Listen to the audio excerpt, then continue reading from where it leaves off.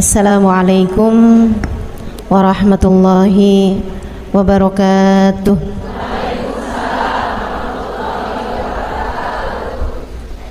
Alhamdulillah. Wassalatu wassalamu ala Rasulillah Muhammad ibn Abdillah wa ala alihi wa sahbihi wa man wala.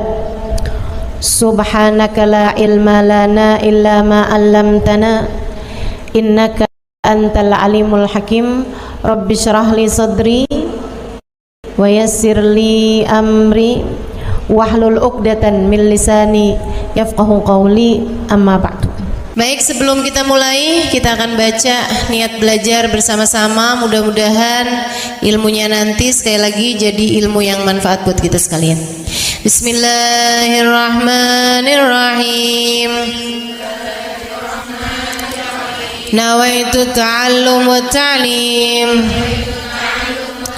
wan naf'a wal intifa' wal mudzakarah wat tadhkir wal ifadah wal istifadah wal hidza 'ala tamassuk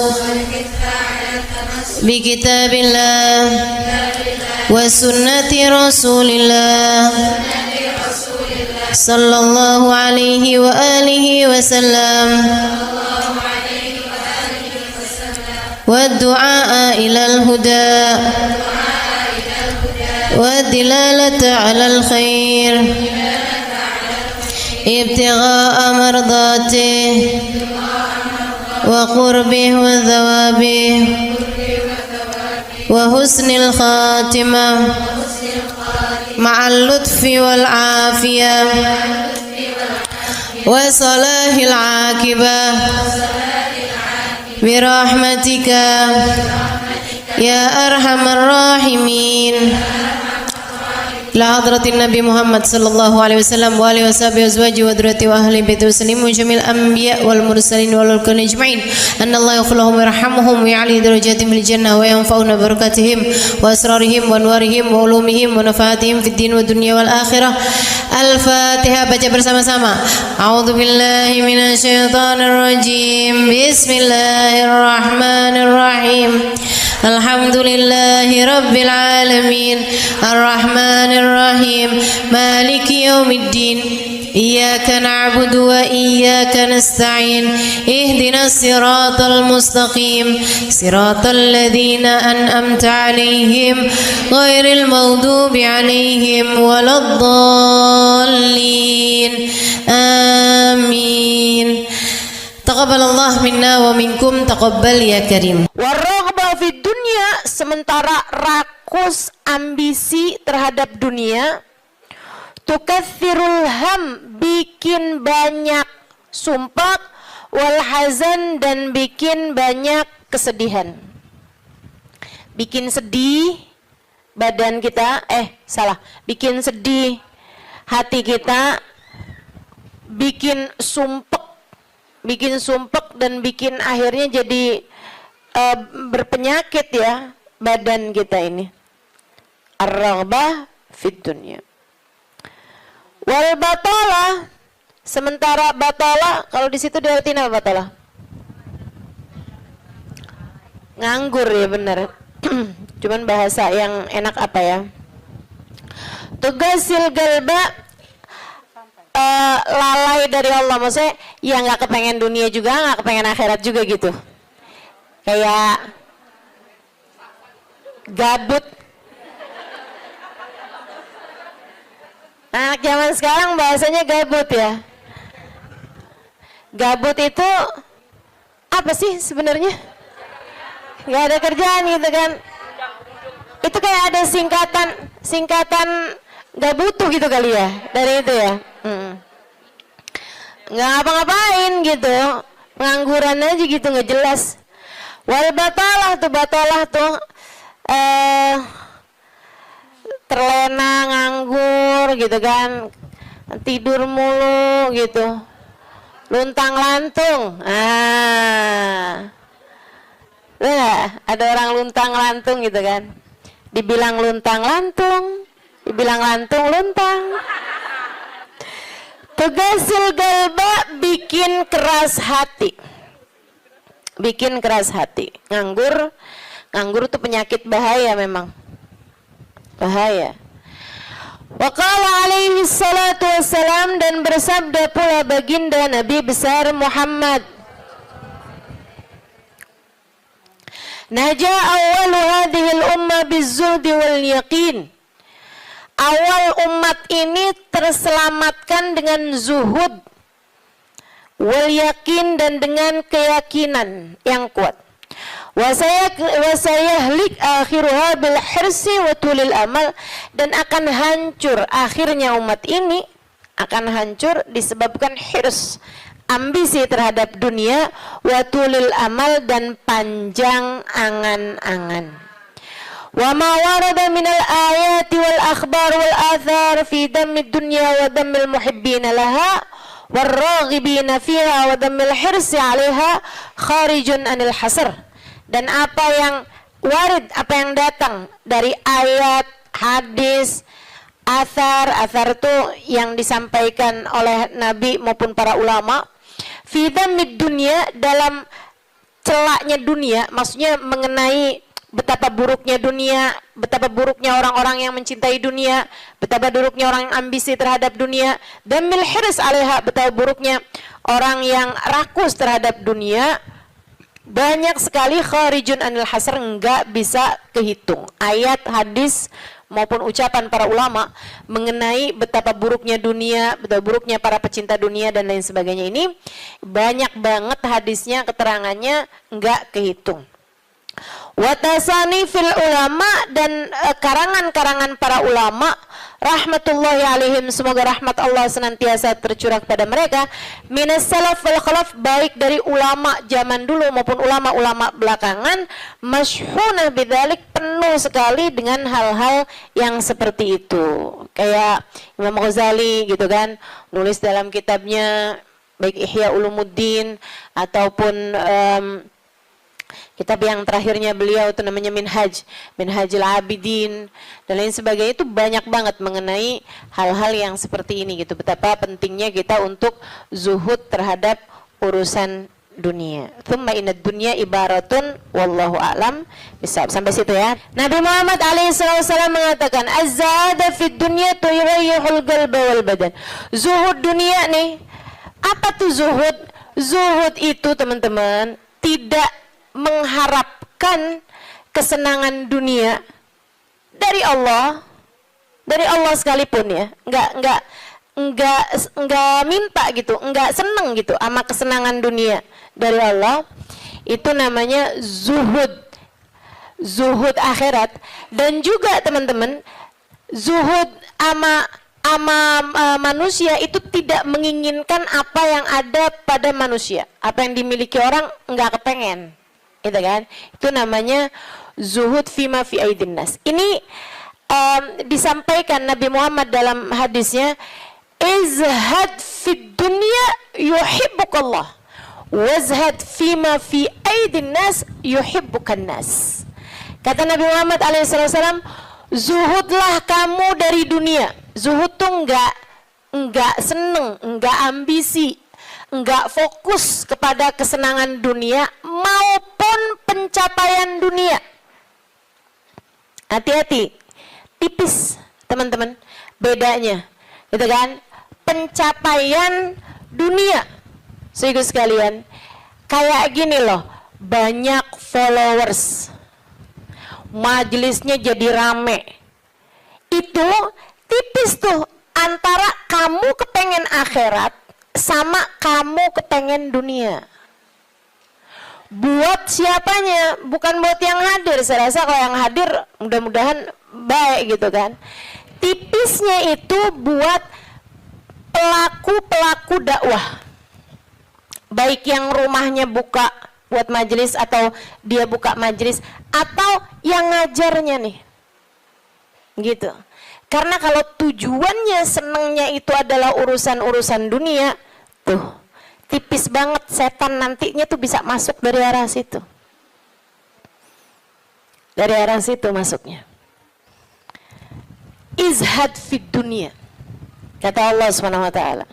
Makanya dari tipisnya nih yang saya sebut tadi itu ya, kayak keinginan kamu tuh dunia apa akhirat, keinginan kamu tuh pujian manusia atau pujian Allah.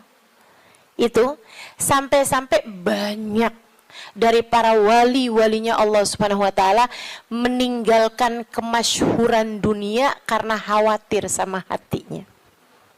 Banyak saudaraku sekalian. Sampai ada di antara para wali itu yang sampai berpura-pura nyuri, sampai dikejar orang gitu kan. Kenapa dikejar orang? Karena yang dia curi adalah bajunya seorang perempuan yang lagi mandi. Ada orang lagi mandi, wali loh yang ngerjain. Untung belum zaman viral internet ya. Ini kalau zaman viral internet kayak apaan tuh, orang ngejudge dia tuh kan, udah nganggepnya udah hancur banget dah gitu. Tapi memang itu yang dicari sama beliau. Yang dicari sama beliau adalah menghindar dari kepopuleran, menghindar dari apa yang orang-orang cari dari kemuliaan dunia, karena khawatir hatinya terselip rasa keinginan untuk dianggap mulia di dunia menghancurkan kemuliaannya di akhirat.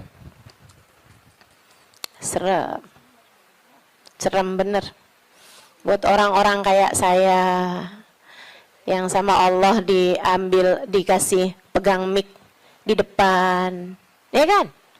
Teman-teman saya sekalian, nggak gampang. Makanya kalau ada yang bisa kamu lakukan untuk saya, doain, biar bisa ikhlas, doain, biar bisa benar gitu, jaga hati, doain, biar disayang Allah gitu. Kesian nih, begitu udah masuk nih setan, teman-teman saya sekalian, setan tuh ya datang ke pedagang beda, datang ke orang awam beda, datang ke ulama beda lagi. Waduh, yang datang ke ulama nih setannya juga ulama. Setannya juga kelas profesional, gitu kan? Jadi nggak ecek-ecek gitu loh. Setannya juga setan-setan berkelas, teman-teman saya sekalian. Nah itu kan yang belum tentu selamat gitu, belum tentu selamat. Masya Allah. Ada tuh zamannya Imam siapa ya? Ada Imam Ghazali cerita dalam Ihya-nya. Kita suka ketawa-ketawa tuh dengerin cerita Imam, maksudnya kalau baca ceritanya Imam Ghazali yang begitu-begituan. Kata Imam Ghazali dalam Ihya-nya tuh, ada orang atau di Minhaj ya, wallahu a'lam, pokoknya salah satu kitabnya Imam Ghazali lah. Imam Ghazali cerita, ada orang dia itu ulama, teman-teman. Cuman ulamanya itu masih suka yang ya gitulah, masih ada kesenangan dunianya. Senang sama popularitas, senang sama dimuliain orang, senang sama ini sama itu. Ada satu ulama khomul, ulama yang lain nih, ulama yang nggak seneng namanya terkenal, nggak seneng, dia nggak seneng sama urusan begituan, urusannya antara dia sama Allah, tapi ilmunya luar biasa. Ulama yang kedua nih, ini ulama yang pertama nih, saya nggak inget namanya gitu ya, dua-duanya nih saya nggak inget namanya. Nah ulama yang pertama nih, dia lagi khutbah Jumat, teman-teman saya sekalian, dia ngomong sesuatu yang dinisbatkan kepada ulama yang kedua yang nggak senang keterkenalan apa ini, teman-teman. Dia ngomong bahwa saya pernah dengar kayak, kan ada orang-orang itu ya Allah, mudah-mudahan Allah bersihkan hati kita semuanya nih ya. Ada orang-orang yang kalau cerita sama orang lain, bahkan di mic sekalipun, senang menunjukkan kedekatannya sama ulama yang lain atau sama orang-orang yang berilmu, guru-guru apa segala macam gitu kan ya. Yang tujuannya adalah biar orang tahu nih, gua deket sama si ini, gua deket sama si itu.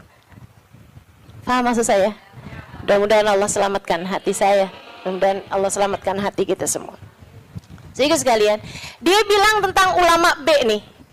Dia bilang, saya pernah dengar syekh ini mengatakan gitu kan. Syekh itunya hadir di majelis tersebut, ya. Dan yang diomongin sama syekh A ini tentang syekh B, itu nggak pernah diomongin sama syekh B-nya. Paham? Jadi ulama A ini bohong tentang ulama B. Bohongnya di khutbah Jumat cuman untuk menunjukkan betapa dekatnya dia sama ulama B tersebut itu. Dia ngomong kayak begitu, sehingga sekalian, tahu apa yang dikerjain sama ulama B? Ulama B ini yang, kenapa nih anak? Beliau berdiri nyabut bulu ketiak di tengah orang banyak. Beliau berdiri nih, beliau berdiri kemudian nyabut bulu ketiak. Heh, Syekh, kurang ajar kamu. Ini waktunya khutbah. Saya nggak pasti itu khutbah Jumat atau khutbah yang lain nih ya.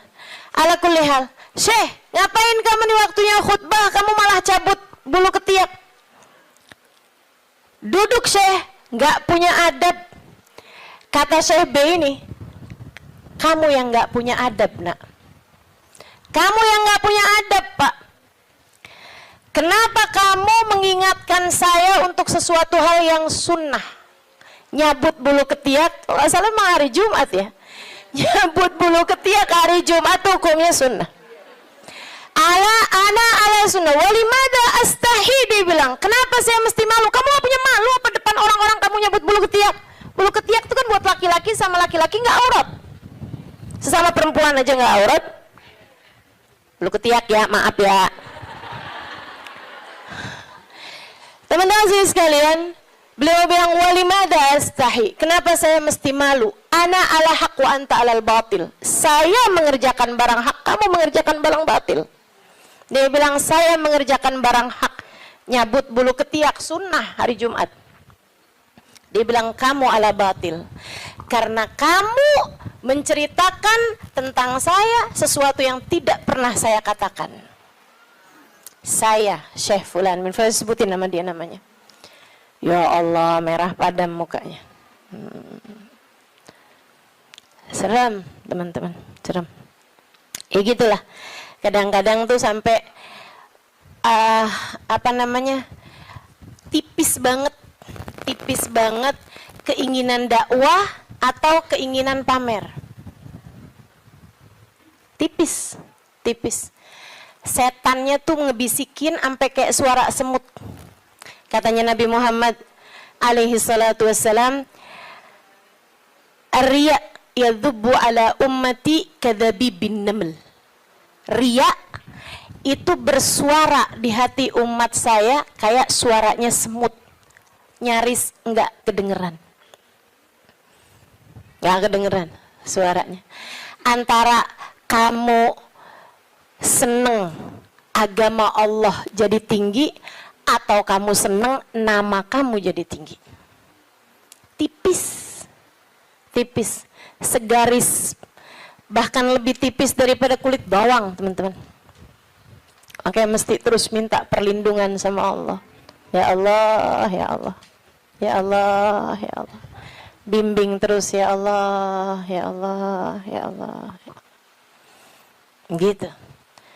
Mudah-mudahan Allah karuniakan keikhlasan bagi kita sekalian insyaallah. Sebab yang namanya pencapaian akhirat teman-teman. Dan pencapaian akhirat kita nggak pernah tahu.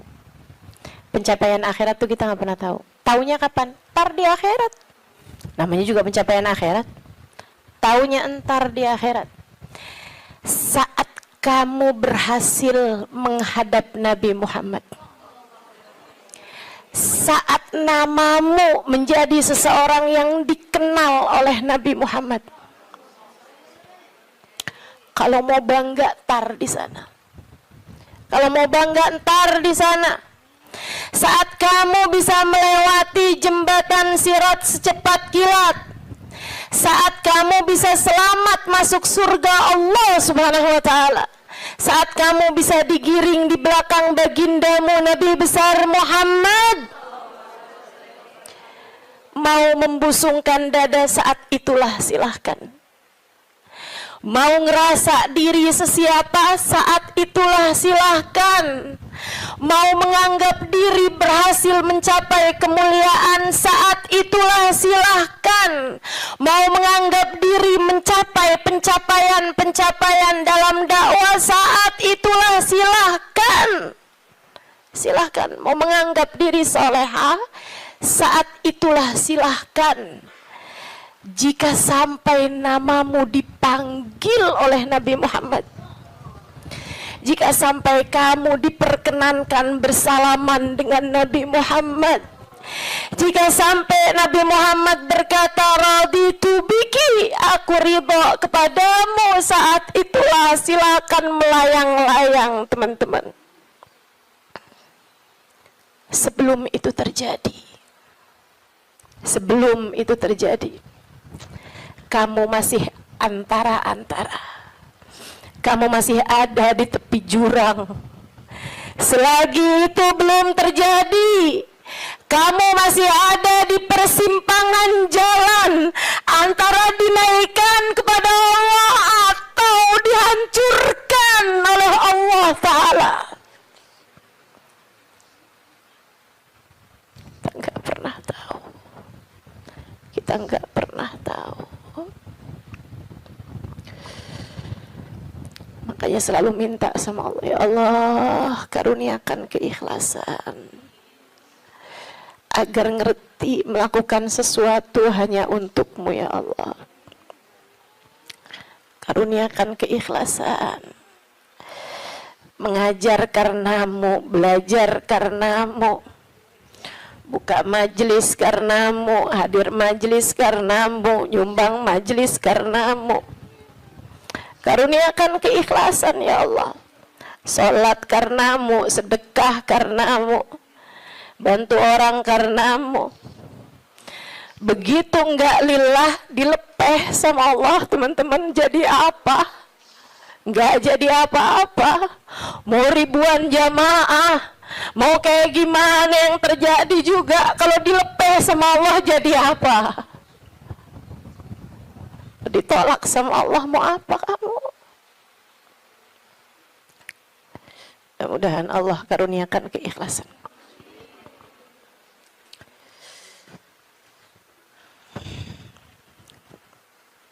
Az-zahada fid dunya, zuhud di dunia, zuhud dunia, ngarepnya cuma Allah semata. Izhad fid dunya, yuhibbukallah. Kalau Allah lihat hatimu nggak punya ketertarikan sama dunia, Allah cinta padamu. Gitu kata Nabi Muhammad. Hah? Hati kamu masih ngarep dunia nggak nih? Hati kamu masih ngarep harta, pandangan orang, jabatan, kemuliaan di mata manusia?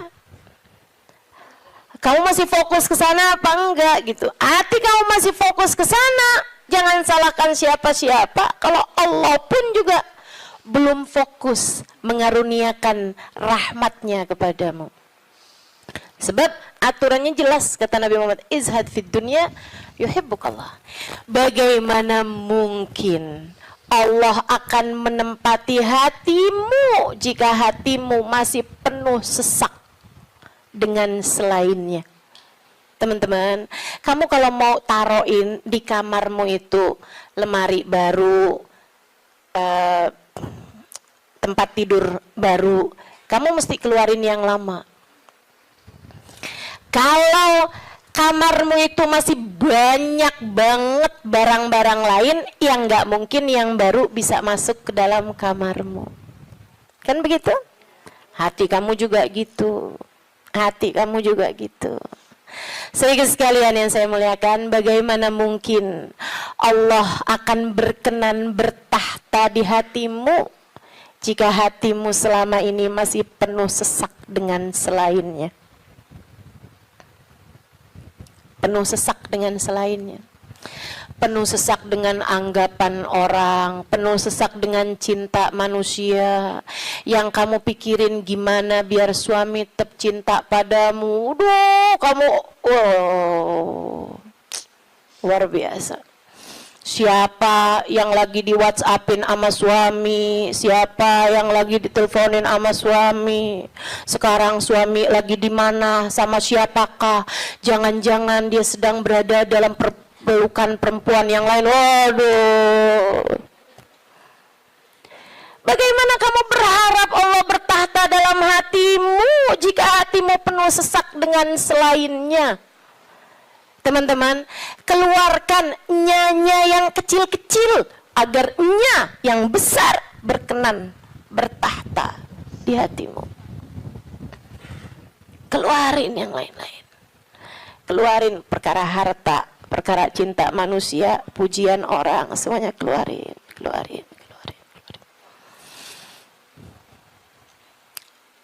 Jangan selalu nanya apa yang saya inginkan, apa yang saya ingin kerjakan. Tapi selalu bertanya, apa yang Allah inginkan, apa yang Allah mau saya kerjain.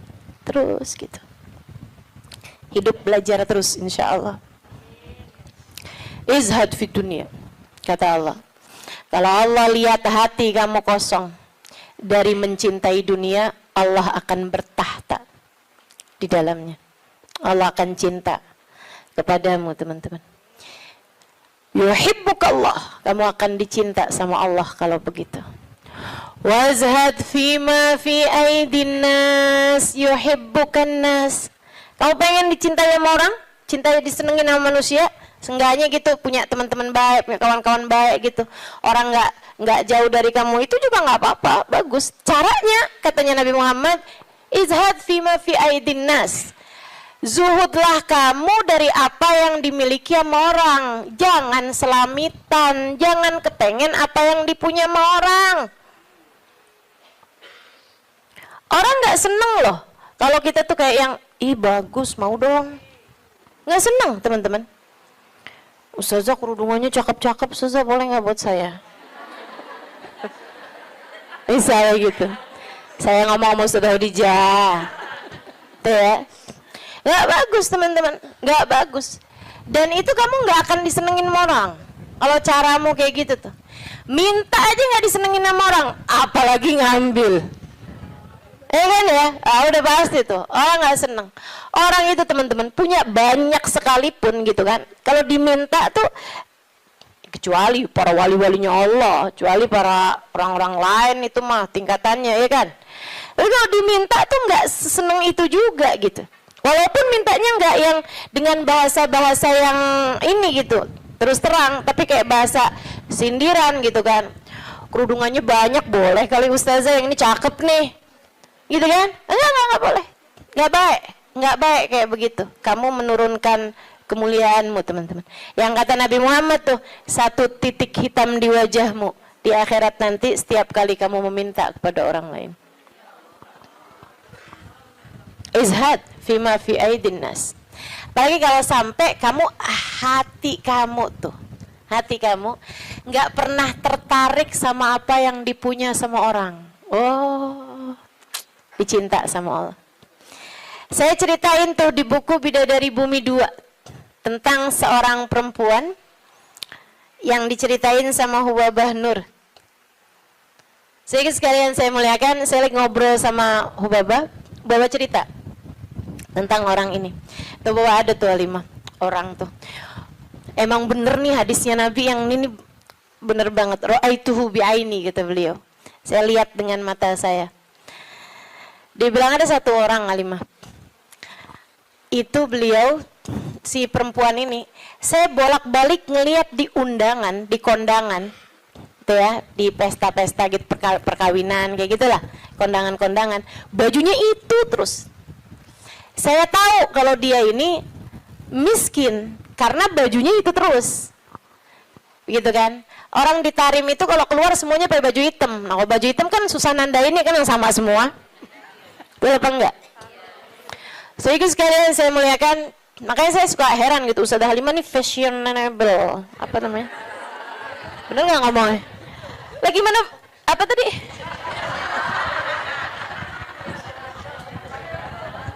Gimana ngomongnya? Itu dah, pokoknya itu dah. Lah orang saya tiap hari pakai hitam. Begitu ya. Sehingga sekalian, nah ini kan kalau keluar mah agak susah ditandain karena kan semuanya hitam gitu. Tapi kan kalau pas kondangan tuh, orang sana itu kalau kondangan dalam ruangan semuanya perempuan, mereka dandan. Mereka pakai baju gitu kan. Pakai baju yang berwarna-warni, ya. Pakai baju warna-warni, nggak ada yang pakai baju hitam tuh.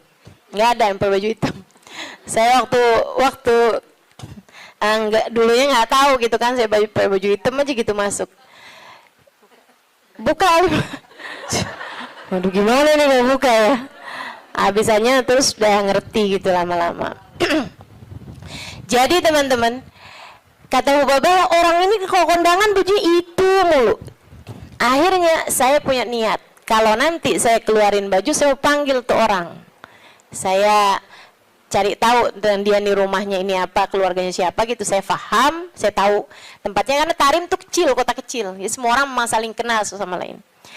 Akhirnya dia bilang, kata Hubabah, waktu saya datang baju-baju yang baru-baru, ada orang ngasih ini apa segala macem, yang lama-lama saya keluarin. Hubabah tuh begitu teman-teman, ngajarin kepada kita jangan sampai yang aduh penuh banget, kamu masuknya iya keluarnya kagak gitu kan.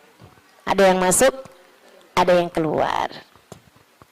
Akhirnya mau Hubabah baju-baju yang lama-lama tuh dikeluarin, bagus-bagus tentu aja ya, dan semua orang juga seneng dapat bajunya Hubabah gitu kan. Jangan terus minta, jadi kepikir nih berangkat ke Tarim meminta baju mau Hubabah. Tentu berkah kan ya, tentu berkah. Tapi ya sekali lagi jangan minta. Subhanallah teman-teman. Kalau nggak minta tuh, kalau mintanya mau ntar kasih. Jadi kepikir ya. Mau minta sama Allah. Nggak usah yang gitu-gitu juga. Mau minta sama Allah tuh pahala aja. Udah pasti enak. Teman-teman sih sekalian. Akhirnya Hubabah itu ngeluarin baju-baju beliau, ada setumpuk lah gitu. Beliau panggil tuh orang perempuan itu, panggil sama Hubabah. Dia seneng banget dan memang miskin banget teman-teman. Bajunya cuma itu aja, buat kondangan itu, buat keluar itu, buat sholat itu gitu. Dia cuma segitu itu bajunya gitu. Baju sholat kayak mau kena gitu, ya. 2, kalau 1 dicuci kan ada gantinya gitu. Terus baju keluar dia gitu, baju hitam 1, terus baju hari-harinya dia kayak daster gitu buat di rumah, 2 potong 2 biji gitu, tuh satunya lagi baju buat kondangan. Udah gitu aja, simple hidupnya. Sehingga sekalian dipanggil tuh perempuan sama Hubabah. Kata Hubabah, saya habis ngeluarin baju-baju nih, silahkan kamu pilih yang mana yang kamu mau, sisanya tolong bagiin, kamu yang bagiin gitu, sama siapa yang kamu mau deh gitu. Di depan Hubabah nih, majelis nih, dia bilang, oh gitu Hubabah, Masya Allah Hubabah, Masya Allah, mudah-mudahan Allah berkahi Hubabah, mudah-mudahan doain panjang lebar gitu. Saya pikir orang alhamdulillah ya, saya memberi kepada orang yang tepat nih gitu. Orangnya seseneng itu gitu dikasih baju. Makasih Hubabah, makasih. Mudah-mudahan Allah tambahin Hubabah, mudah-mudahan doa apanya. Habis itu dia sama satu, wah ini cocok nih buat ponakan saya nih. Kata, wah ini cocok nih buat teman saya sih itu. Kata lagi, oh cocok nih buat adik saya nih, ini cocok nih buat tangga saya, ini cocok. Sampai habis semuanya, nggak ada satupun yang buat dia. Kata Hubabah, begitu semuanya buat orang lain tanpa ada satupun yang buat orang tersebut, ya Allah, 5 saat itulah saya jatuh cinta padanya. Bener banget yang Nabi Muhammad bilang, izhad fima fi aidin nas yuhibbukan nas. Ketika kamu tidak tertarik sama apa yang dipunya sama manusia lain, sama orang lain, justru manusia akan cinta padamu. Manusia ini memang unik. Allah tuh seneng kalau ada orang seneng sama apa yang dimiliki sama Allah, Allah seneng. Allah tuh diminta seneng. Allah itu kalau ada orang tertarik sama apa yang ada pada Allah, surga, gitu kan? Itu kan yang Allah janji-janjikan kan? Allah tuh kalau melihat orang tertarik ke surga, tertarik sama hisab yang mudah, tertarik ke perjumpaan dengan Allah, Allah malah senang teman-teman. Manusia nih justru kebalik. Manusia tuh kalau ada orang tertarik sama apa yang dia punya, malah nggak demen. Terutama perempuan, kalau ada orang tertarik sama suaminya, dia nggak demen banget tuh.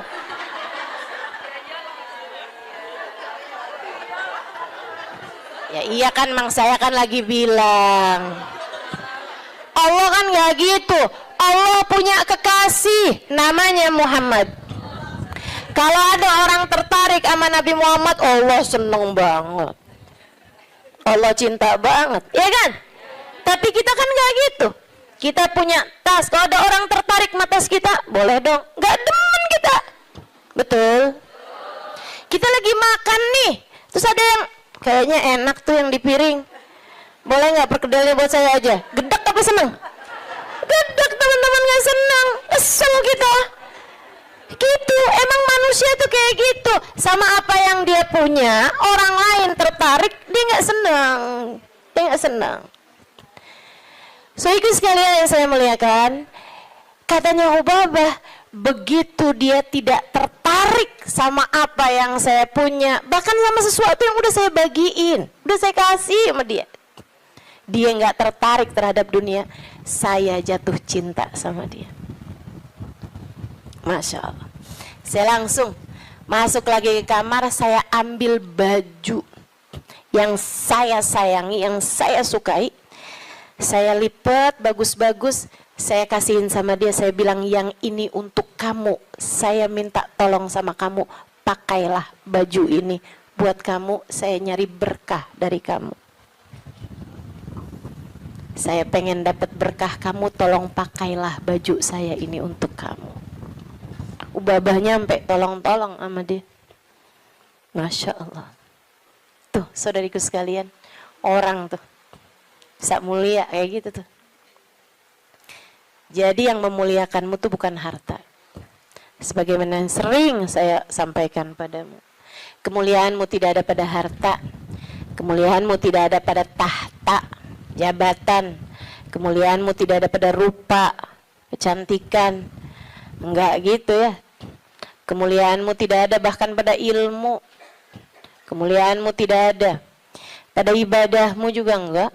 Teman-teman saya sekalian, ibadah mah kita kerjain aja, tapi bukan berarti kamu udah ibadah terus kamu jadi mulia, enggak gitu juga. Kemuliaanmu ada pada Allah Subhanahu wa ta'ala. Allah berikan kepada siapapun yang dia kehendaki. Makanya nyari mulia, deketi Allah. Deketi Allah. Mudah-mudahan kita tidak dihalangkan untuk bisa dekat dengan Allah Subhanahu wa ta'ala. Itu zuhud, teman-teman. Suatu hal yang perlu banget buat kita minta. Ya. Katanya Imam Ghazali, kalau buat zuhud kayak zuhudnya orang-orang dulu, kayak zuhudnya para sahabat, tuh kamu nggak sanggup tuh. Kamu nggak sanggup. Menjadikan semuanya buat Allah, kayak yang saya ceritain kemarin tentang Syaiban Ar-Ra'i. Semua kambing milik Allah Subhanahu wa ta'ala. Yang dimauin sama Allah, kita kasihin. Begitu kan? Kita nggak benar-benar punya, katanya Syaiban. Ini kalau mau zuhud-zuhud kayak orang-orang dulu gitu rada berat, teman-teman. Akan tapi kata Imam Ghazali, buat kalian ada dua aja dah zuhudnya. Gimana tuh Imam? Zuhud buat kalian dua aja. Yang nggak punya, jangan tertarik. Yang nggak punya, jangan minta, jangan tertarik, jangan nggak ada urusan, gitu ya. Sama yang barang yang kita nggak punya, sama perkara yang kita nggak punya, kamu nggak usah minta, kamu nggak usah tertarik. Yang ada jangan dinikmati sendirian. Dunia yang kamu punya jangan dinikmati sendirian, bagi kepada yang lain. Yang kamu nggak punya, nggak usah minta. Bahkan kepada yang punya, yaitu Allah Subhanahu wa ta'ala. Yang kamu nggak punya, nggak usah tertarik gitu. Ustazah, jadi kita minta sama Allah pun juga nggak usah, Ustazah. Ya kalau kamu nggak sanggup, minta sama Allah aja lah. Begitu kan? Minta sama Allah. Jangan sampai minta sama orang. Jangan minta sama suami. Teman-teman saya suka, Ustazah serius nih nggak minta sama suami? Ih, saran saya begitu. Kalau kamu mau ikut saya, saran saya begitu. Saya alhamdulillah sampai sekarang kayaknya hampir nggak pernah minta sama suami. Alhamdulillah. Ya Ustazah kan ada duitnya banyak. Ya sekarang duit saya banyak, teman-teman. Sekarang duit saya banyak. Ini saya ceritain ya, sekedar tahaddusan bin ni'mah. Sekedar tahaddusan bin ni'mah. Saya itu pulang dari Tarim teman-teman, nggak kenal duit. Saya itu kenal dari Tarim, itu bolak-balik, pergi-pergi kemana-mana kagak bawa duit. Masya Allah. Sampai suami sih ketawain saya dulu. Pernah gitu satu waktu, saya pergi majelis. Teman-teman pasti nggak tahu tuh, zaman saya belum terkenal. Tahun 2003, tahun 2002 gitu kan. Saya pernah ada majelis maulid. Banyak dulu majelis maulid yang saya hadir nggak diminta bicara, banyak. Saya berulang kali hadir di Al-Hawi nggak diminta bicara. Ya hadir aja nggak apa-apa. Kenapa emang? Kita ngarep berkah teman-teman. Ustazah kalau sekarang hadir di Al-Hawi nggak diminta bicara, hadir apa enggak? Ya hadir lah. Beberapa tahun yang lalu juga saya hadir di Kuitang nggak diminta bicara, nggak apa-apa. Kenapa emang? Kenapa emang? Lah kenapa kamu yang repot? Kenapa tuh? Repot kamu? Kalau saya nggak diminta bicara, kamu repot? Nggak apa-apa teman-teman. Emang kenapa? Kita dapat berkah dari hadir. Kita dapat ilmu dari yang menyampaikan. Kan begitu? Kalau kita diminta bicara, ya bicara. Kita diminta nggak bicara, ya nggak usah pengen bicara. Biasa aja. Diminta diam, kita diam. Diminta bicara, kita bicara. Kan begitu. Hamba Allah subhanahu wa ta'ala. So itu sekalian saya muliakan. Ala kulli hal. Gitu ya. Enggak, saya cuma mau bilang aja, maksudnya bahwa yang sekarang kamu kenal itu dulunya juga nggak dikenal, kan begitu ya? Sekarang Habib Umar bin Hafid misalnya gitu, siapa orang nggak kenal sama Habib Umar bin Hafid, ya kan? Apakah pernah ada masanya Habib Umar nggak dikenal? Banyak, panjang masanya Habib Umar juga nggak dikenal, gitu. Jadi biasa-biasa aja. Yang masalah itu adalah rasa hati kita. Ini memang nih kelas-kelasnya ulama yang nggak kenal istilah star syndrome. Mudah-mudahan Allah karuniakan teman-teman. Untuk orang-orang semacam saya ini mudah-mudahan Allah karuniakan. Jangan sampai tuh kena penyakit yang namanya star syndrome ya. Kayak tahu kan maksud saya? Ini sekali lagi tahadutsan bin ni'mah ya. Meskipun tuh waktu saya sebut star syndrome tuh ada juga tuh nenek-nenek di sini nggak ngerti. Tapi dia mau nanya bingung kan? Nggak usah dipikirin melulun, nggak usah. Iya. Sehingga sekalian. Jadi tuh karena saya belum tahu tempat-tempat di Jakarta, itu dulu awal-awal kali saya datang ke sini dari pulang dari Hadramaut itu ada banyak majelis yang dianterinya sama suami saya. Suami saya nganterin tuh. Begitu ya. Jadi kalau ada orang, Ustazah ini kemana-mana nggak pernah dianterin sama suami, saya akan jawab, udah pernah.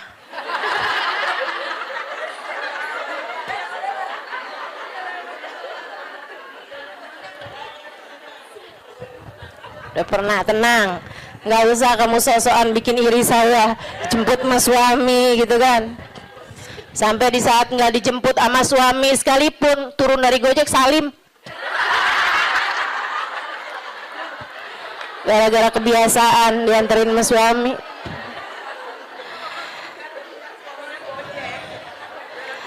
Akhirnya pernah tuh ada waktunya saya itu dianterin sama suami, habisnya itu pas pulang-pulang saya telepon sama dia gitu.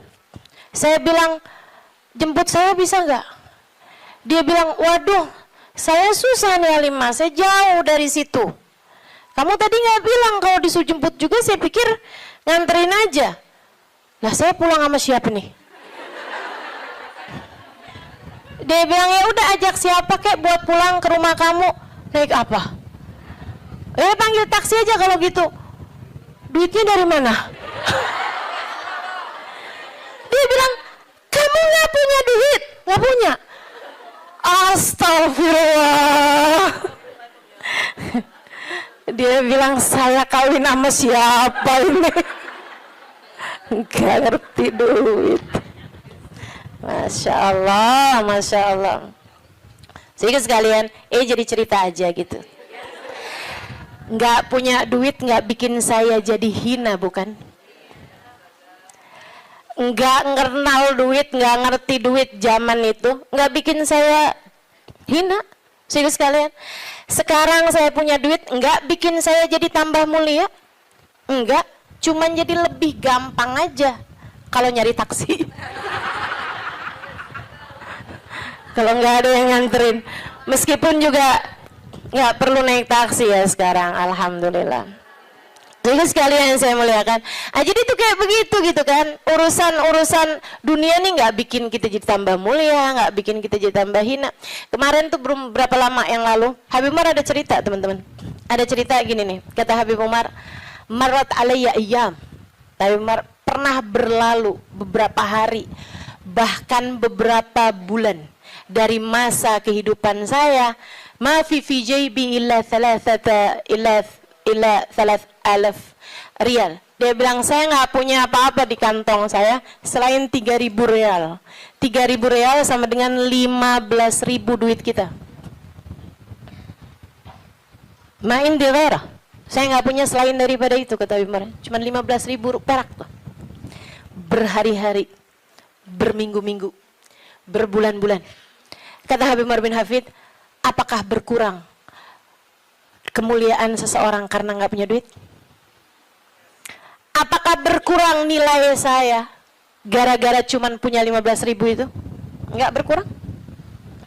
Dunia, teman-teman, tidak memuliakan seseorang. Habib Umar, saya saksinya. Hubabah Nur, Habib Umar, yang ada seberapa dikeluarin, ya udah dikeluarin gitu.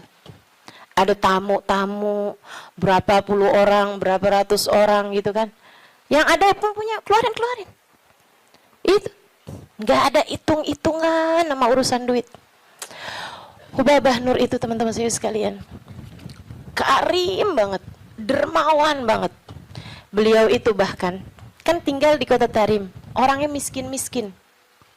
Banyak di antara mereka tuh yang kayak melahirkan gitu kan, terus nikah apa segala macem, itu pada nggak punya duit. Mereka itu di kota Tarim, kalau nggak punya duit, datangnya ke Hubabah Nur. Hubabah Nur kasih kepada mereka. Sehingga sekalian yang saya muliakan, sampai Hubabah Nur nih ceritain, bukan Hubabah tentu saja ya, cerita orang yang khidmah di rumahnya Hubabah. Itu teman-teman saya sekalian, sampai punya stok di dapur beliau, atinya kambing, atinya unta gitu ya, itu beliau stokin di freezernya beliau. Buat siapa? Buat perempuan Tarim yang melahirkan nggak punya duit biar bisa makan yang bergizi. Pikirin sama Hubabah. Ya Hubabah setiap kali ini gitu, ada uang, ntar beli ini, beli itu, beli ini, beli itu. Yang dipikirin orang mulu tuh, subhanallah, subhanallah. Itu orang mulia, emang mulia teman-teman. Orang mulia itu emang orang mulia. Tuh Bapak Nur, orang mulia. Baik, kita doain panjang umur, sehat badannya. Karena kita ini masih belum sanggup ditinggalin sama beliau. Saya terutamanya, nggak sanggup saya. Bayangin Hubabah nggak ada gitu, bayangin Habib Umar nggak ada gitu. Ya Allah, mudah-mudahan Allah panjangkan umur beliau insya Allah. La ilaha illallah. Tuh, yang ada dibagi, yang nggak ada nggak usah dicari, ya kan? Yang nggak ada nggak usah dicari, nggak usah tertarik, nggak usah minta bahkan sama suami. Saran saya gitu. Nggak usah minta sama suami, jangan sandarkan rezekimu sama suamimu, jangan. Makanya kalau doa urusan rezeki itu teman-teman, nggak usah gini loh, ya Allah banyakin rezekinya suamiku ya Allah gitu, biar bisa ngasih aku gitu. Jangan teman-teman, doa aja, ya Allah karuniakan rezeki kepadaku atau kepada kami deh gitu. Nggak usah kamu sandarkan rezeki kamu tuh sama suami, walaupun yang kerja suami. Karena itu namanya ngatur rezekinya yang dari Allah tuh kayak harus lewat suami gitu. Padahal kan nggak kayak gitu. Tapi kan selama ini kayak gitu. Yaudah doain dia, doain kamu juga gitu.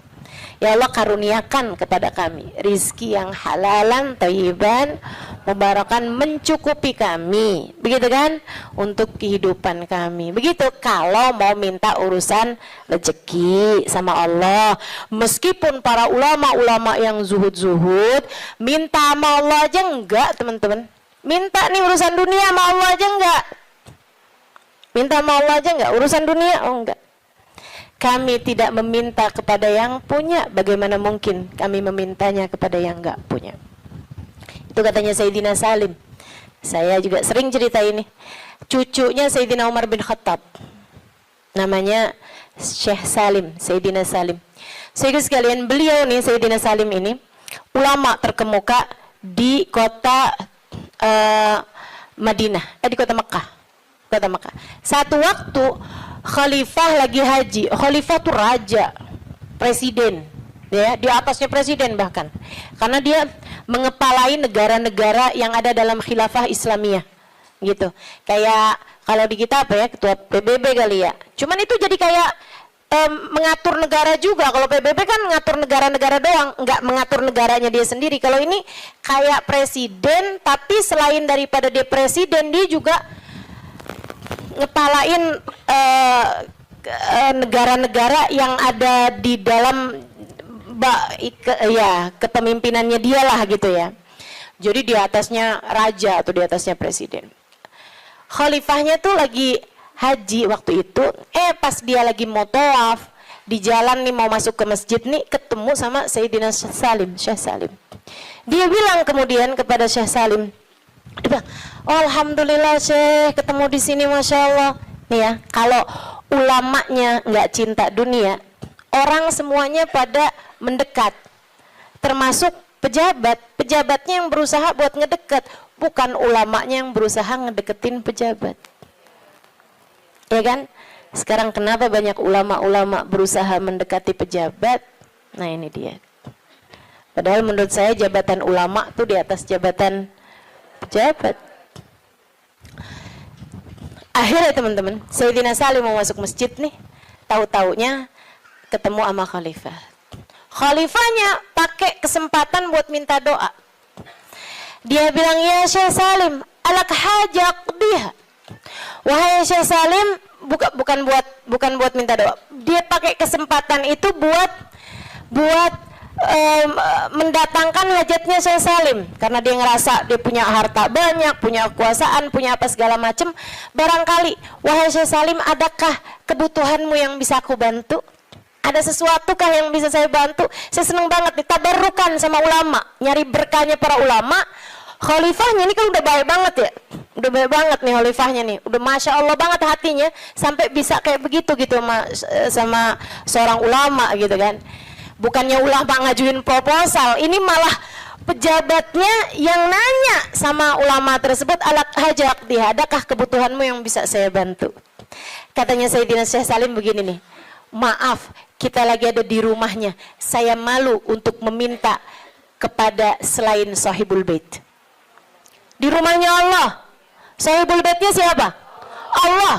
Saya malu nih, di rumahnya Allah saya minta sama selain Allah.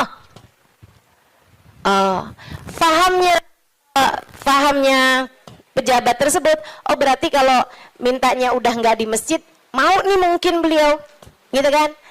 Jadilah si pejabat ini nih kayak semacam nungguin sampai Sayyidina Syekh Salim selesai dari urusannya di masjid. Dan beneran, begitu Syekh Salim keluar dari masjid, disamperin lagi.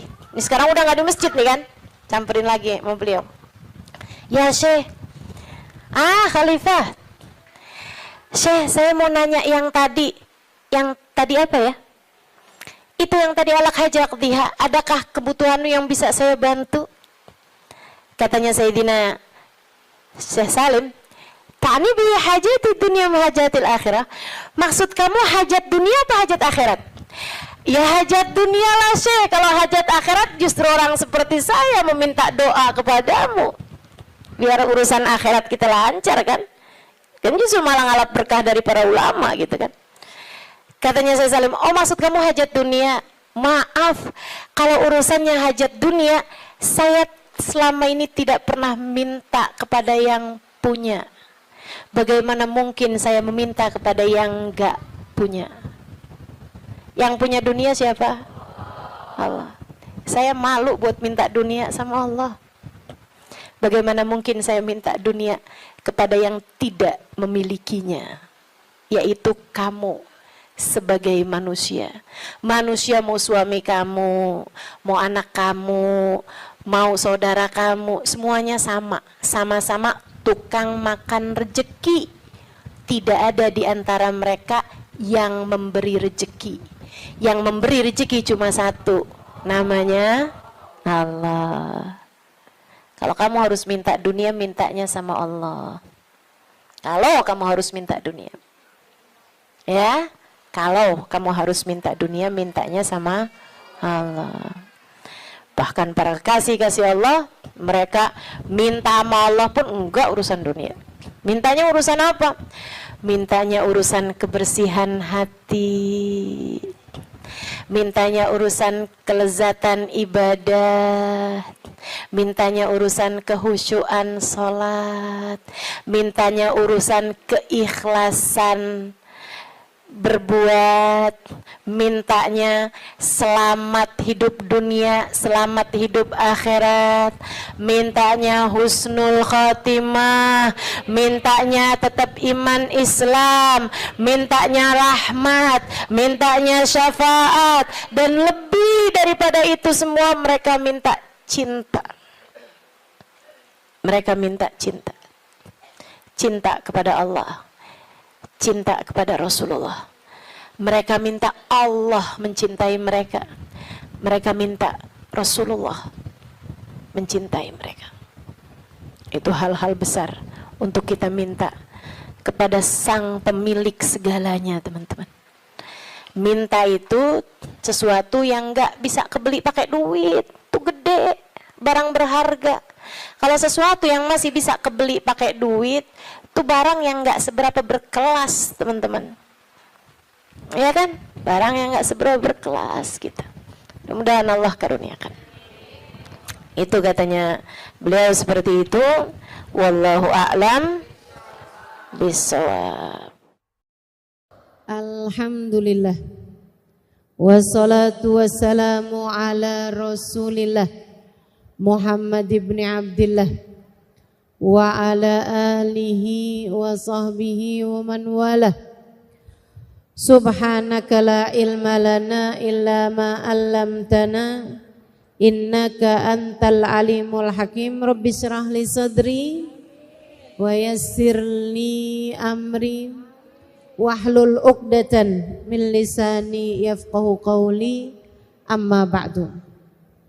Alhamdulillah, sama-sama kita hormati, kita muliakan keluarga besar dari At-Tarisi At-Thayyibah, Habib Mustafa, Teh Ela beserta segenap keluarganya. Kita doakan semoga senantiasa dalam rahmat ridha Allah Subhanahu wa taala. Panjangkan umurnya, disehatkan badannya, dimudahkan urusannya, dimurahkan rizkinya, senantiasa dalam pandangan kasih sayang Allah Subhanahu wa taala.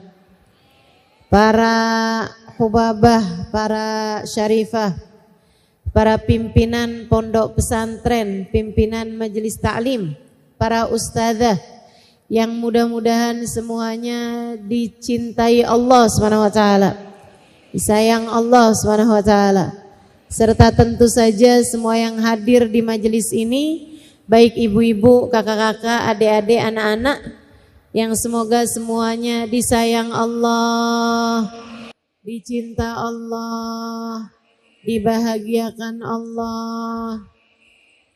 Semoga semuanya disayang Rasulullah, disyafaati Rasulullah Muhammad sallallahu alaihi wasallam insyaallah. Amin ya rabbal alamin. Kita akan melanjutkan kajian kita di kitab kita Ar-Risalah Al-Jami'ah. Risalah lengkap atau kitab lengkap, kitab kecil lengkap yang di sana kita pelajari mengenai syariat agama Allah Subhanahu wa taala, dan kita sekarang sampai di bab fikih, yaitu tepatnya sampai di bab mengenai mandi. Betul ya? Bulan lalu sudah saya terangkan tata caranya mandi. Hari ini saya akan menerangkan hukum-hukumnya mandi. Hukum-hukumnya mandi. Emang mandi ada hukumnya Ustazah? Banyak. Kita akan pelajari di pertemuan kali ini insyaallah. Dan juga bulan depan tuh kita udah libur lagi. Kita ngajinya banyak liburnya pokoknya. Karena bulan depan kita sudah akan memasuki bulan Maulid. Akhir Agustus sudah masuk bulan Maulid. Nanti kita juga akan bikin Maulid. Teman-teman juga bisa liatin Instagram saya, nanti akan kita share Maulid di At-Tarisi kapan, Maulid di tempat-tempat yang lain kapan. Dan saya umumkan juga bahwa maulid saya, maksudnya maulid yang kami adakan, saya dengan teman-teman Al-Ikhwan dan Muhasabah Cinta adakan pada tanggal 28 September. Ingat-ingat ya tanggalnya, ibu-ibu nanti pulang lingkarin kalendernya. Maulidnya tanggal 28 September di Masjid Raya Istiqlal. Ya. Masjidnya gede sih. Tapi jangan datang kesiangan.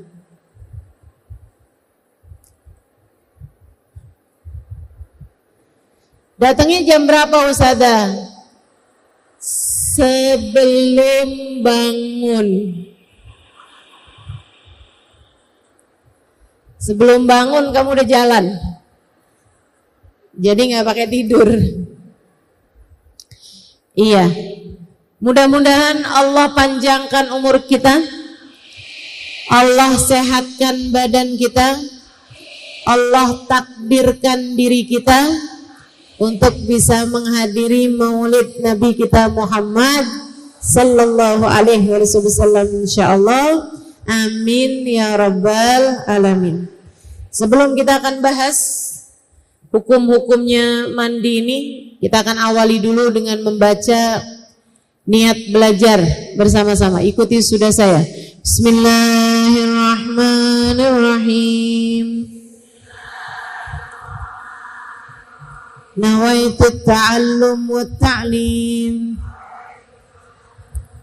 wan naf'a wal intifa' wal mudzakarah wat tadhkir wal ifadah wal istifadah wal hitha 'ala tamassuk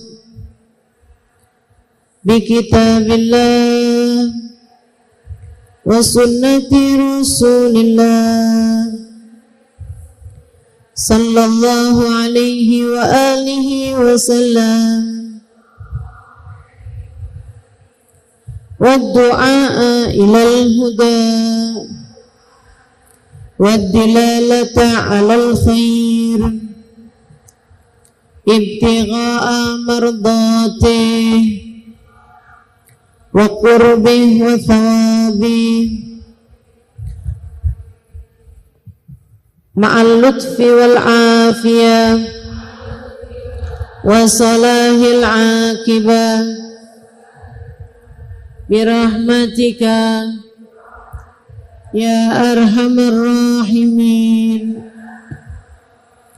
ila hadratin Nabi Muhammad sallallahu alaihi wasallam wa alihi washabihi azwaji dzurriyyati wa ahli baiti muslim wa jamil anbiya wal mursalin wal qawmi ajma'in wa nususun sayyidil muhajirin Allah bin Isa Fakil Muqaddam Muhammad bin Ali wa Sayyidina Abdurrahman As-Sagaf Sayyidina Abdullah bin Abu Bakar Al-Aidarus Fakhrul Wujud Asy-Syaikh Abu Bakar bin Salim Musulim Furim Tumasai Ibrahim bin Abdullah bin Al-Haddad Ahmad bin Zain Al-Habsyi Habib Ali bin Muhammad Al-Habsyi wa jami' sadatina ali Abi Alawi ajma'in thumma ila arwahi arbatil a'immatil mujtahidin wa mughalidin fiddin ulama amilin fuqaha wal muhaddisin wal qurra wal mufassirin wa sadati sufiyatil muhaqqiqin ajma'in annallahu yaghfir lahum wa yarhamuhum wa ya'li darajatihim fil jannah wa yanfa'una barakatihim wa asrarihim wa anwarihim wa ulumihim wa nafahatihim fid din wad dunya wal akhirah. Al-Fatihah.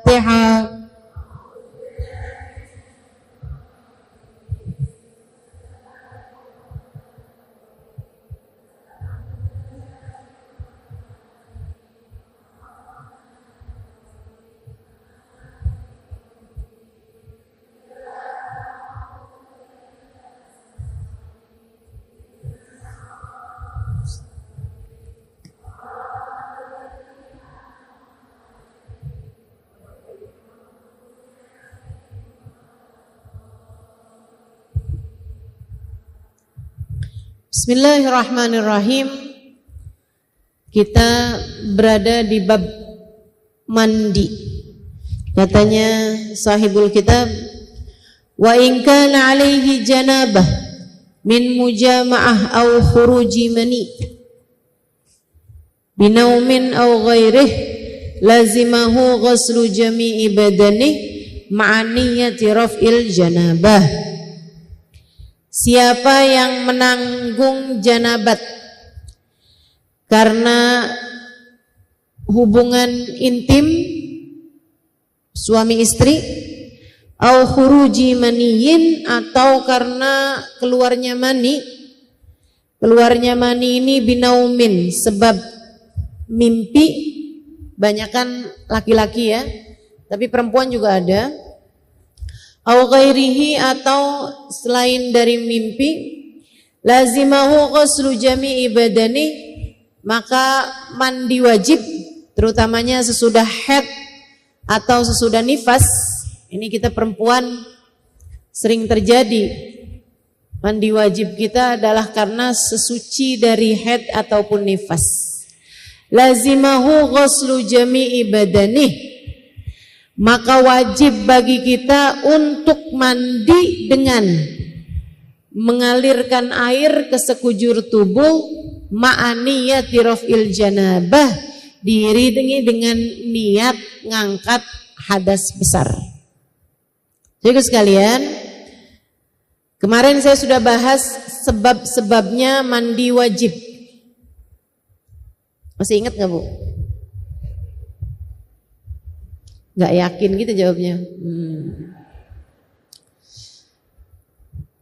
3 sebab khusus perempuan: haid, nifas, melahirkan. 3 sebabnya yang lain umum buat laki-laki maupun perempuan. 1, berhubungan intim, baik laki-laki maupun perempuan wajib mandi. Yang kedua, khuruj mani, keluarnya mani, baik laki-laki maupun perempuan, meskipun keluarnya laki-laki lebih sering dibandingkan dengan perempuan. Dan yang terakhir, ada yang menyebutnya sebagai salah satu penyebab mandi wajib, ada yang tidak menyebutkannya. Ulama berbeda pendapat dalam apakah disebut sebagai penyebab mandi wajib apa tidak gitu. Yang terakhir ini yaitu al-maut, kematian. Orang kalau mati wajib mandi. Masalahnya bukan dia yang mandi. Serem kalau dia yang mandi. Dia meninggal dunia, buruan mandi gih. Lah orang mati. Yang mandikan adalah orang-orang yang hidup. Gitu ya. Itu. Kalau kamu terkena salah satu dari 5 sebab yang tadi itu, haid, nifas, melahirkan, dengan catatan melahirkan ini kalau tidak bersambung dengan nifas. Tapi kalau nyambung sama nifas, nggak wajib mandi juga, nggak wajib mandi. Mandinya nanti aja. Kapan aja kamu mandi boleh. Jadi jangan menyiksa orang yang habis melahirkan. Sebab kebanyakan orang kalau habis melahirkan itu Bu, nyambung sama nifas. Langsung keluar darah, nyambung terus sampai maksudnya sampai nifas berhari-hari. Kamu nggak usah paksain, buruan mandi habis melahirkan, hukumnya wajib.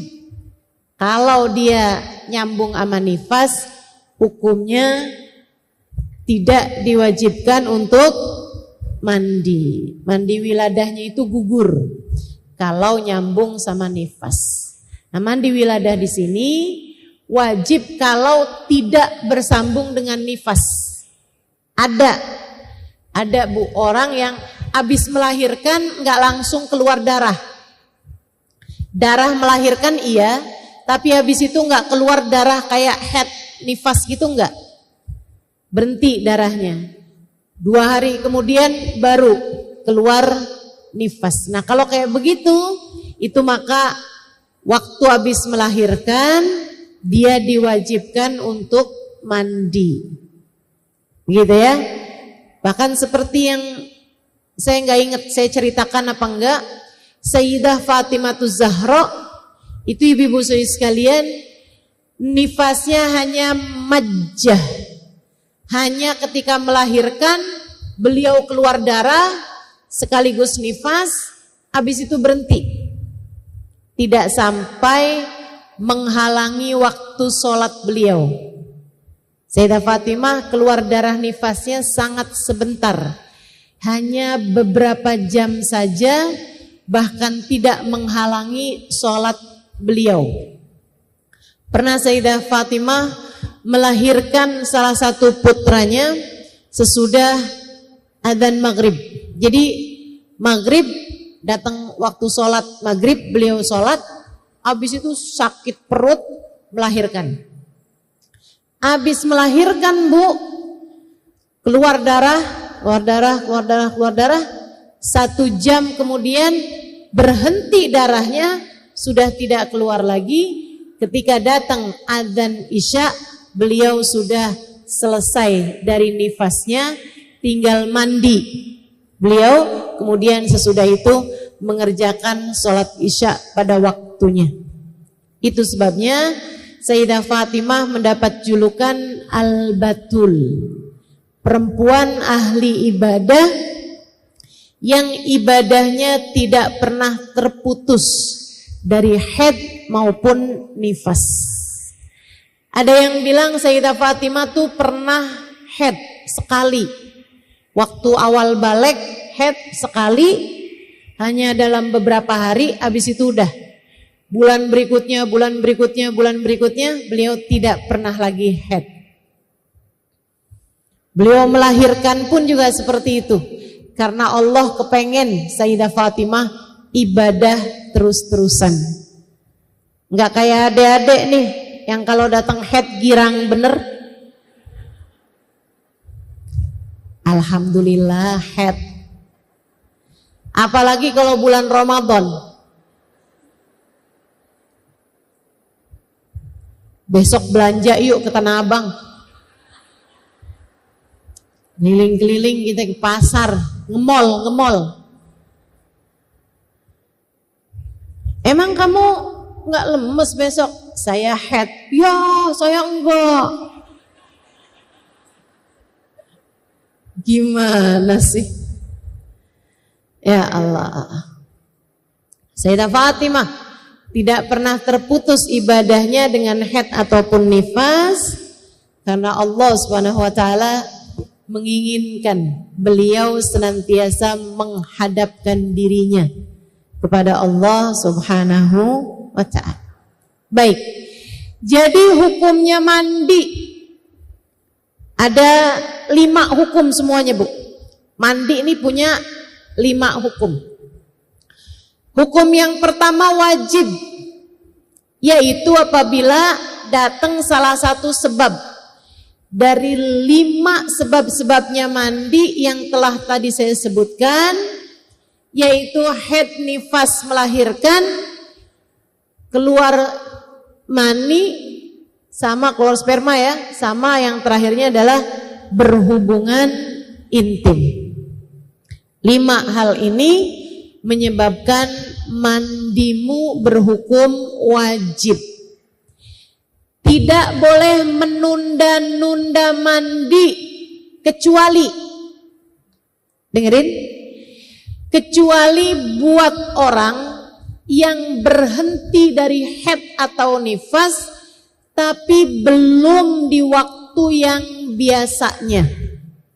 Misalnya, Ustadzah saya itu biasa mens 8 hari atau setidaknya 7 hari. Ini kok tiba-tiba aja saya mens 4 hari Ustazah berhenti. Gimana nih? Saya harus langsung mandi atau boleh saya tunggu? Boleh tunggu. Berapa lama nunggunya? 1 kali 24 jam. Sehari semalam. Boleh tunggu. Kenapa gitu? Karena biasanya siklus haid itu secara normalnya tidak berubah. Atau paling tidak kalau dalam sedang sehat siklus men itu tidak berubah banyak. Kalau biasanya 8 hari ya jadi 7 hari, jadi 9 hari gitu. Gitu ya. Kalau misalnya biasanya 8 hari, 7 hari, ini kok cuma 4 hari berhenti, bisa jadi keluar lagi nanti. Jadi kamu boleh tunggu sampai besoknya. Kalau ternyata besoknya juga enggak keluar sama sekali, bahkan ketika kamu colek juga, kamu ambil enggak ada apa-apa.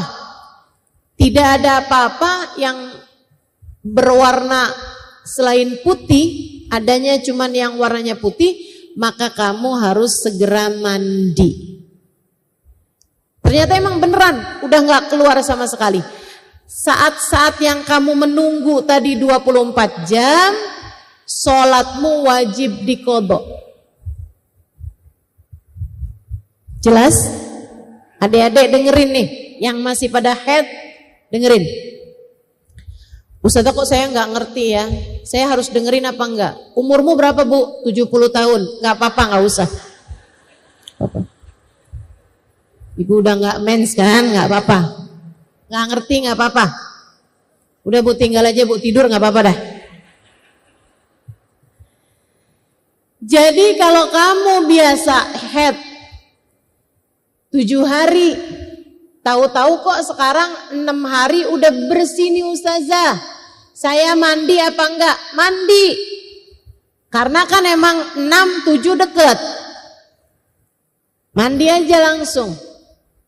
Tapi kalau kamu punya kebiasaan haidnya 7 hari, 8 hari. Ini kok baru hari keempat udah berhenti. Baru hari kelima kamu udah berhenti. Kamu boleh nunggu sebanyak 24 jam. Artinya adalah 1 hari 1 malam. Liatin, keluar enggak tuh? Kalau ternyata keluar, ya emang berarti kamu belum suci. Tapi kalau ternyata enggak keluar lagi sama sekali, emang udah bersih, segeralah mandi. Nah, kalau ternyata kamu memang enggak keluar sama sekali lagi sesudah itu, artinya memang mensmu ternyata cuma 5 hari. Berarti hari yang kamu menunggu 24 jam itu wajib kamu qodho, karena sebenarnya kamu sudah wajib sholat.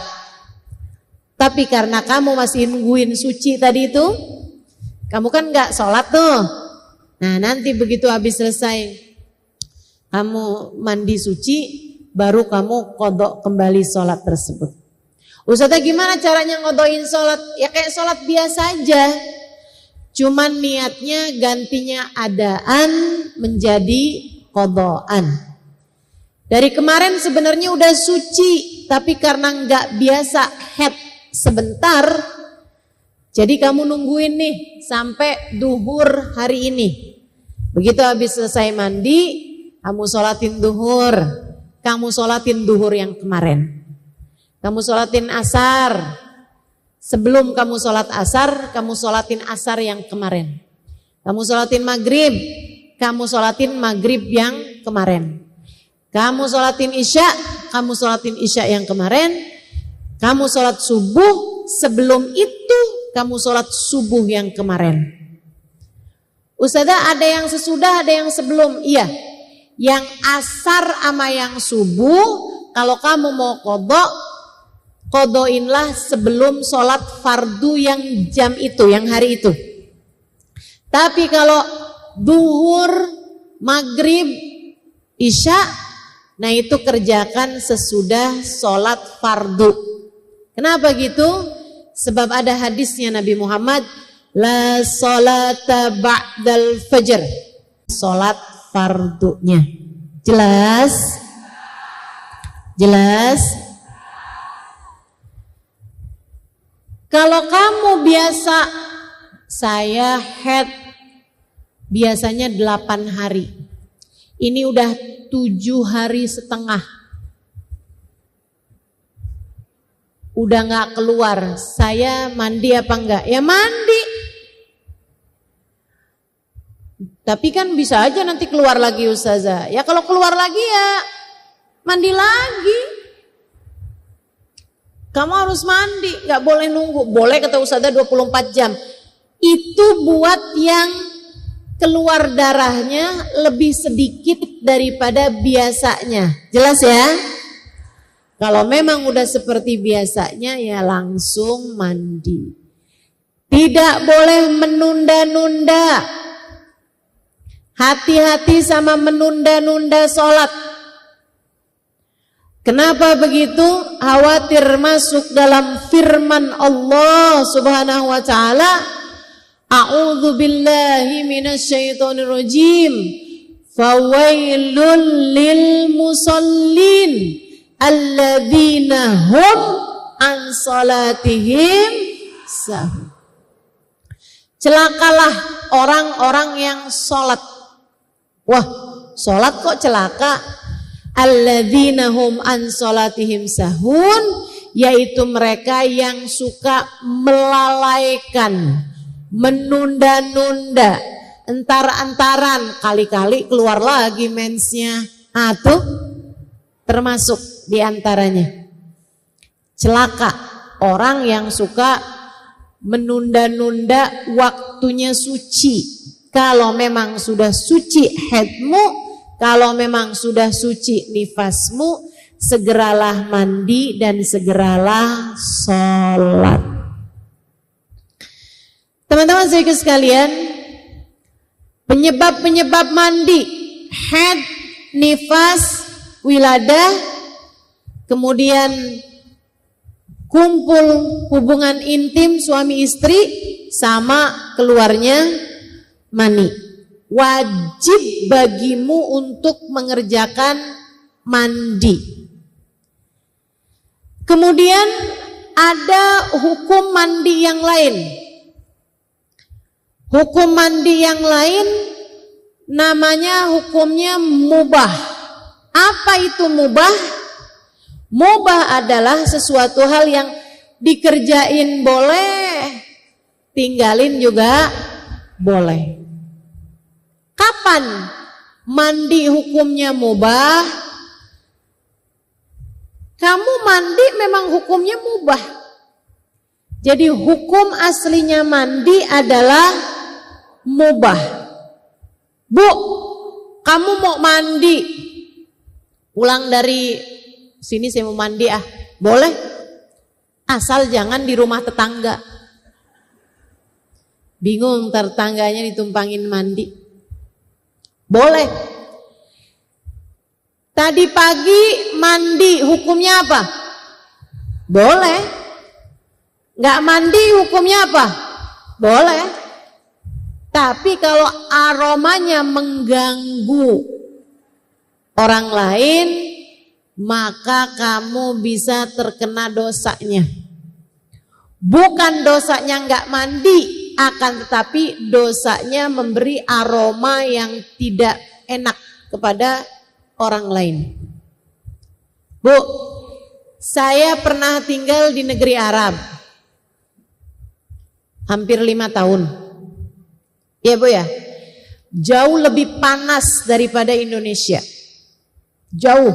Kalau lagi musim panasnya itu bisa sampai 50 derajat Celcius. Udah biasa saya 5 tahun.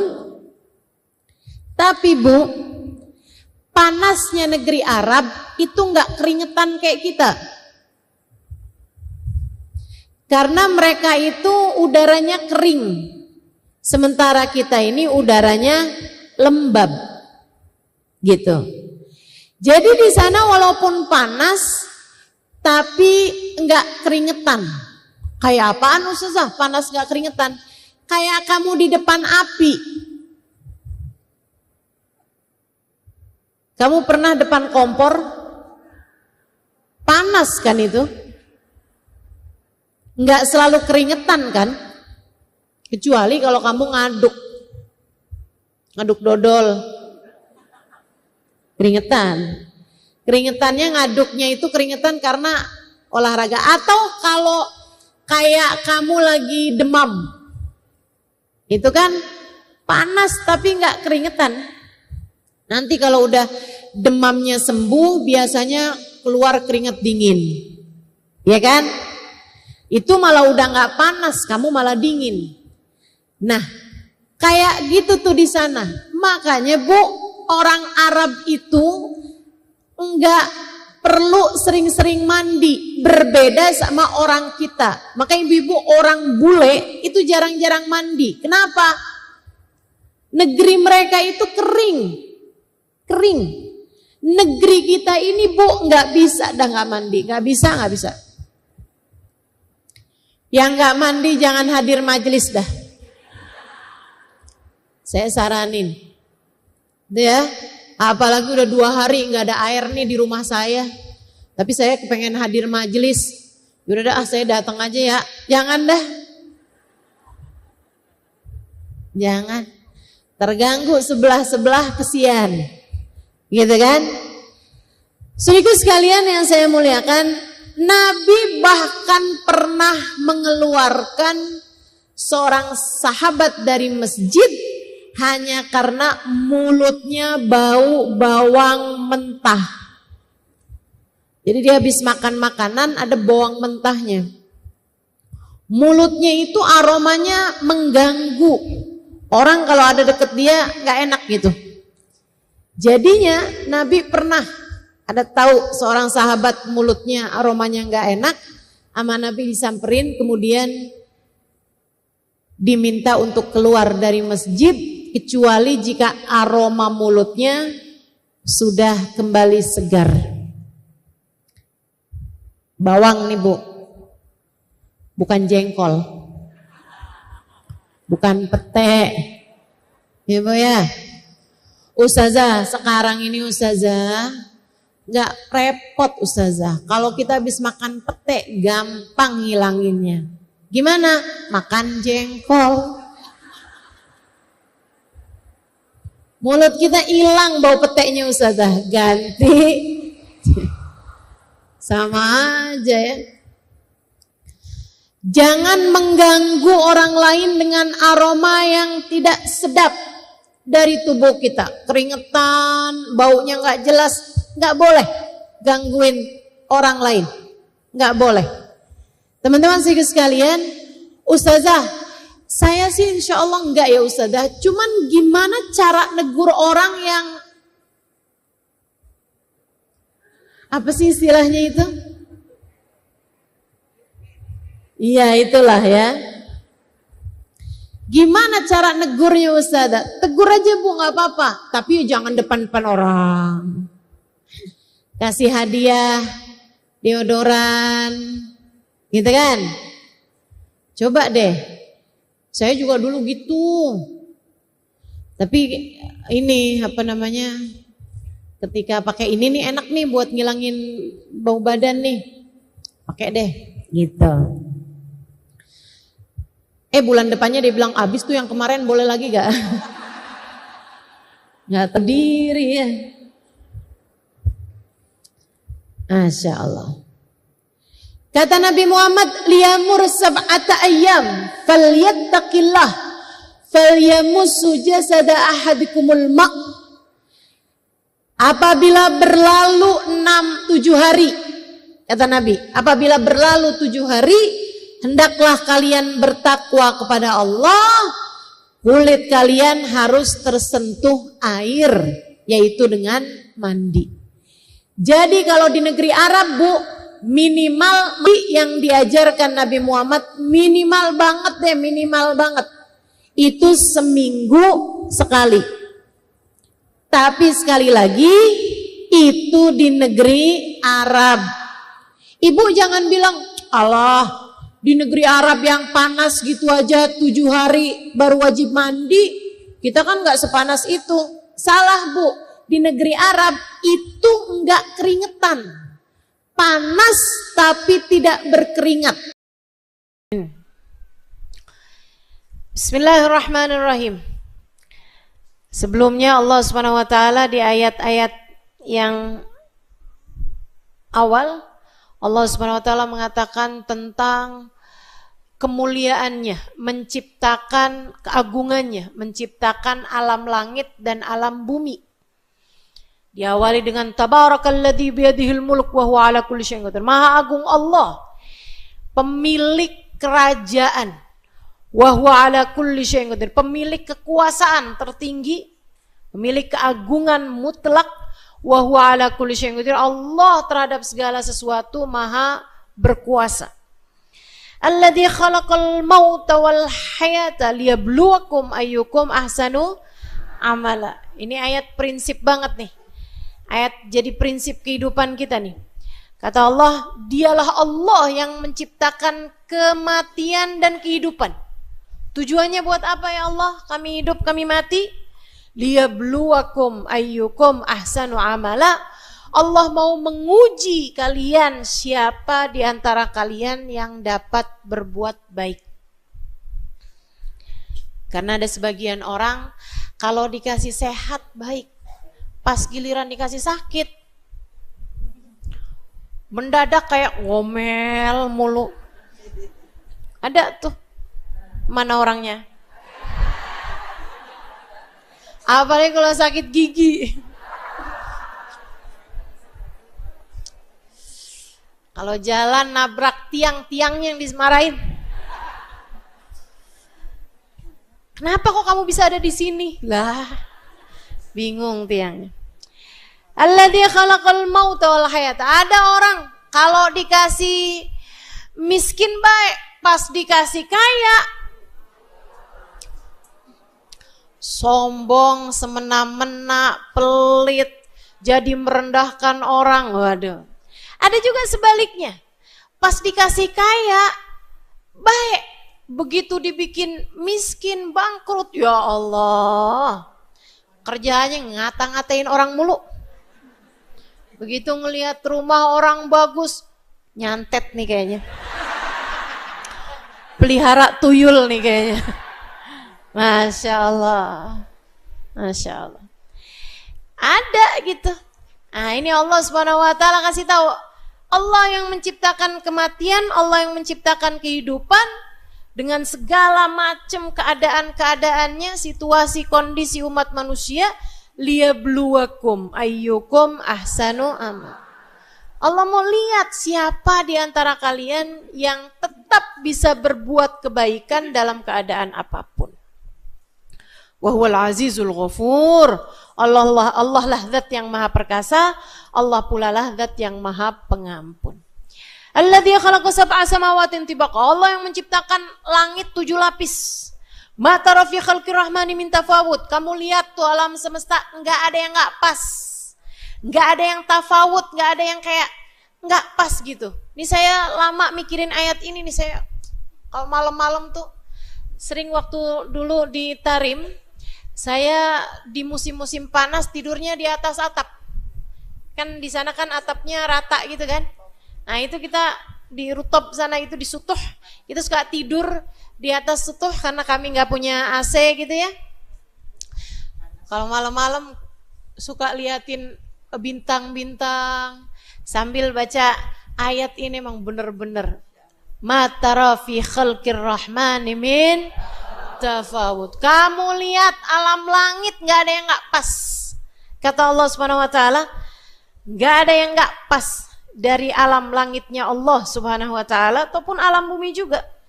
Tapi ini yang Allah Subhanahu Wa Taala lagi sebutin, alladzi khalaq sab'a samawat. Langit-langitnya Allah nih nggak ada yang pas. Kamu bayangin kalau misalnya bentuknya bintang itu kayak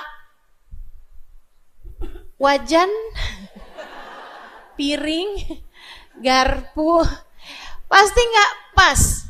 Gitu kan? Tiap lihat langit, tiap inget lapar, nggak cocok dah udah. Pokoknya nggak cocok aja.